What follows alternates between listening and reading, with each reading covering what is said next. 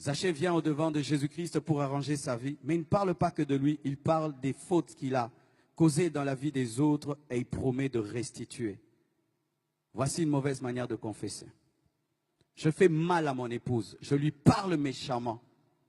Et au lieu de dire, Blanche, pardonne-moi, je vais vers Dieu. Seigneur, pardonne-moi, j'ai mal parlé à ma femme. Si elle m'entend prier, elle va dire, non, tu n'as pas blessé Dieu, c'est moi que tu as blessé, tu me demandes pardon. Nous avons un problème, nous blessons les hommes, mais nous allons auprès de Dieu pour demander pardon sans demander pardon aux hommes.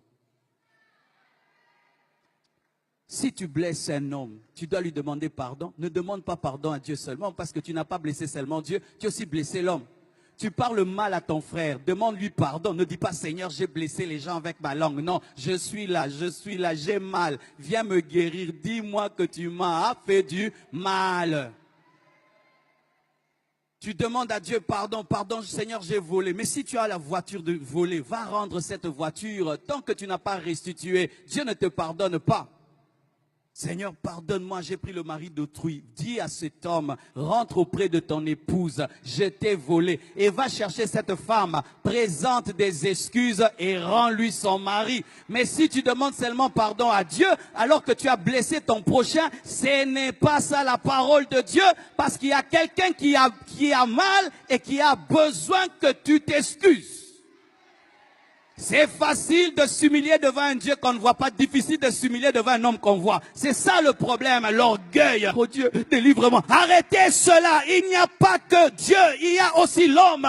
Quand tu fais du mal à un homme, c'est vers l'homme que tu dois aller. Tu fais du mal à tes parents, tu présentes des excuses à tes parents au lieu de faire des jeûnes et des retraites. Mais tu es tout le temps dans les prières. Jésus, guéris-moi, délivre-moi mon caractère. Non, va présenter des excuses. Tu ne parles plus à ton père, tu ne le salues même plus, tu ne parles plus à tes enfants, tu blesses même tes enfants, tu insultes ta fille, insultes tes garçons, vous êtes bêtes, vous n'allez pas réussir à l'école, et puis oh Dieu pardonne-moi, ton enfant a mal, demande pardon. Zachée était devant Jésus, mais il parle des autres parce que c'était un voleur et il a rendu au quadruple ce qu'il avait volé. Si vous pardonnez aux hommes leurs offenses, votre Père Céleste vous pardonnera aussi. Mais si vous ne pardonnez pas aux hommes, votre Père ne vous pardonnera pas non plus vos offenses. Quand tu as des hommes prisonniers dans ton cœur et dans ta vie sent mauvais. Et quand tu dis, Seigneur, pardonne-moi, il sent une mauvaise odeur, des brebis prisonnières dans ta vie et dans ton cœur. Quelle est cette personne que tu n'arrives pas à supporter? Il suffit seulement que tu la voies. Du coup, tu es dérangé. Tu la tues même dans ton cœur, tu te dis, vis comme si je n'existe pas. Tu fais ta vie et je fais la mienne. Tu me vois et tu fais comme si tu ne m'as pas vu. Et si même je meurs, ne viens pas à mon enterrement. Tu l'as tué. Tu es un meurtrier. Quand tu te comportes envers un homme comme s'il n'existait pas, tu l'as tué et tu es un meurtrier. Et au dernier jour, Dieu t'appellera meurtrier parce que tu l'as tué dans ton cœur. Tu le rencontres, tu fais comme si tu ne l'as pas vu. Il peut être face à toi, tu ne lui parles pas. Tu l'ignores, tu es indifférent. Et certains même disent, je lui ai pardonné, mais je suis prudent. J'ai mis de la distance entre moi et lui. Mais quand Dieu te pardonne, est-ce qu'il met de la distance? Il te restaure. Mais toi, quand tu pardonnes, tu mets de la distance. Quand tu le vois, tu es troublé. Tu ne sais plus bien parler. Tu es déstabilisé parce que tu as de la haine, de la rancœur. Voici ce que tu vas faire pour arriver à pardonner à cette personne. Commence à la bénir dans la prière. Un jour, une femme est tombée malade. Elle souffrait d'un problème gastrique. Elle est allée voir son pasteur. Et elle a dit, pasteur, prie pour moi. Et Dieu révèle au pasteur, cette femme ne sait pas pardonner. Il faudrait qu'elle puisse pardonner. Elle a dit, je ne peux pas. Et le pasteur lui dit, chaque jour, commence à bénir cette personne. Commence à bénir. Elle a commencé à bénir. Au début, c'était difficile. Oh Dieu, bénis-le. Ah non, il m'a fait trop de mal. Ah. Mais après, Seigneur, bénis-le. Seigneur, bénis, bénis. Et un jour, elle vomit une boule comme ça, avec des tentacules. Le pardon l'a guérie et l'a libérée. Lorsque tu as de la haine, ce n'est pas d'abord la personne qui est haïe qui souffre, c'est toi qui souffres parce que tu ne te sens pas à l'aise. C'est toi qui souffres en premier parce que quand tu pries, Dieu ne t'exauce pas et toi, tu n'es pas à l'aise. Quand tu vois cette personne, tu es dérangé. Elle n'est pas dérangée, mais c'est toi qui es dérangé. Libérez les captifs. Libérez les captifs. Ouvrez vos prisons. Ouvrez les prisons de vos cœurs. Téléphone cette personne. Dis à cette personne, je t'aime, je te pardonne. Et je t'assure que tu vas l'amener au Seigneur par ton pardon. Beaucoup qui êtes chrétiens en ce lieu, vous n'arrivez pas à amener vos familles vers Christ. Pourquoi? Vous vivez dans la haine et dans la rancune. Tu as de la haine pour un païen. Tu as de la haine pour un païen. Tu es chrétien, mais tu as de la haine pour un païen. Comment il viendra à l'église? Toi qui es chrétien, tu ne sais pas pardonner. Saluez ceux qui ne vous saluent pas.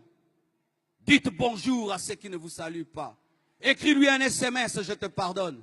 Même si c'est ton copain qui t'a déçu et qui a pris quelqu'un d'autre.